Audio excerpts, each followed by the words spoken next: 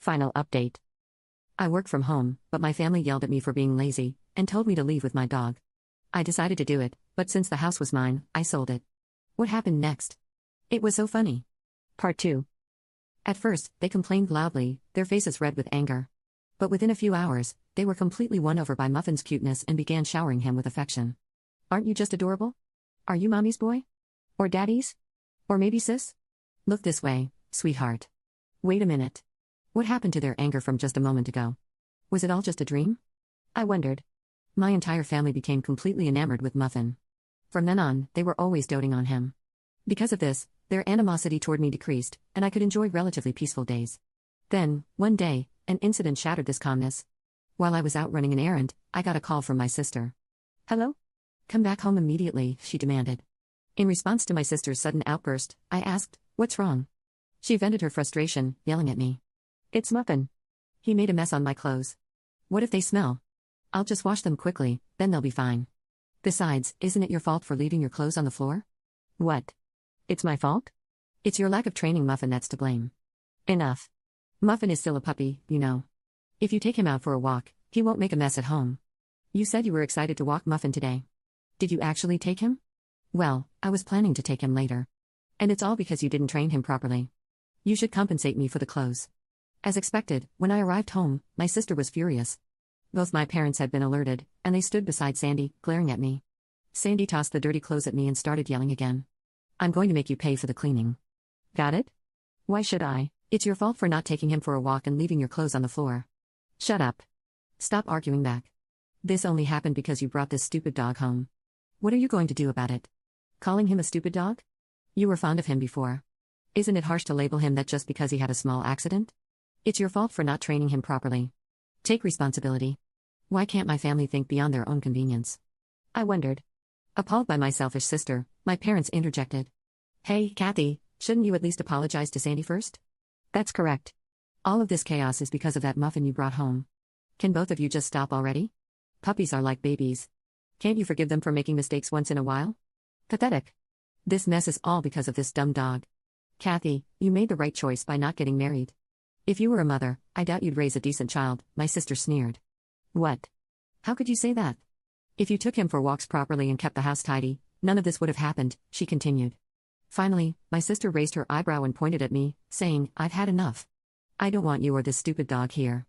Get out of this house. What? Didn't you hear what I said? I said leave. We don't want a freeloader who works from home here. A freeloader who works from home? How can someone who's currently unemployed say such a thing? And who do they think is covering the household expenses? It's me. As I stood stunned by my sister's absurd remark, even my parents joined in. That's right, Kathy. Leave this house. Your presence only brings us bad luck. You're a jinx. All three of them kept insisting that I leave. In that moment, my anger boiled over. That's enough.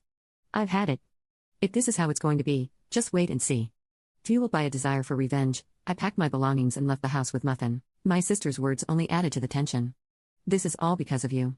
If you had just done what I said, none of this would have happened. They still didn't grasp the severity of their situation. Even though consequences awaited, I didn't care. Let them deal with it on their own. Hiding my smirk, I left the house with Muffin. As expected, a few days later, my sister called in a panic. Please help. Something's wrong with the house. What's going on with the house all of a sudden? I asked, feigning ignorance. What do you mean? What's the issue? Why are we being told to leave? Well, I made the decision to sell the house. What? At my words, Sandy seemed to freeze, her voice trembling. She barely managed to speak. What does that mean? You decided to sell it? You don't have the authority. Well, actually, I do. You see, that house became mine a month ago. What? She gasped. Yes, I officially inherited the house from my uncle, and the title is in my name. It was no wonder Sandy was shocked. I hadn't mentioned this to anyone. You're joking, right? Even if Uncle transferred the title to you, you can't just sell it like that. I was concerned too. But right after you told me to leave, I spoke with Uncle. He confirmed that the house is now mine. Kathy, he said, do whatever you want. You should get away from that awful family as soon as you can. What? That can't be. Whether they had been listening to my conversation with Sandy on speakerphone or not, my parents began to protest. Kathy, stop this nonsense. We have nowhere else to go if we leave this house. That's correct. It's unthinkable to treat your own family like this. If you're a good daughter, show some respect to your parents. Respect? I questioned them quietly. What are you talking about? You've always favored Sandy over me. Who do you think has been supporting your lives for the past few years? You all had nowhere to go, so I reluctantly let you move in with me. With an unusually firm tone, I continued, leaving my parents speechless. Who treated me and Muffin like vermin and kicked us out? It was all of you, wasn't it? Trying to find happiness by forcing out the original resident is shameless. You people belong in hell. At my outburst, my father pleaded, please help us. We're sorry. I don't care. Figure it out on your own, you fools. I replied coldly. With that, I hung up the phone with a loud click and then blocked every family member's contact. Seeing me raise my voice, Muffin looked up at me with a worried bark. I'm sorry, Muffin, for shouting. It's okay now. I'll protect you. I'm really glad I could rescue you from that family that treated you so poorly. Later on, it seems my parents and sister were forced to leave the house at the last minute, despite their desperate attempts to cling to it. With my father's meager income and my unemployed mother and sister, it's unlikely they can lead a decent life. Rumor has it that my sister is constantly being pressured by my parents to find a job.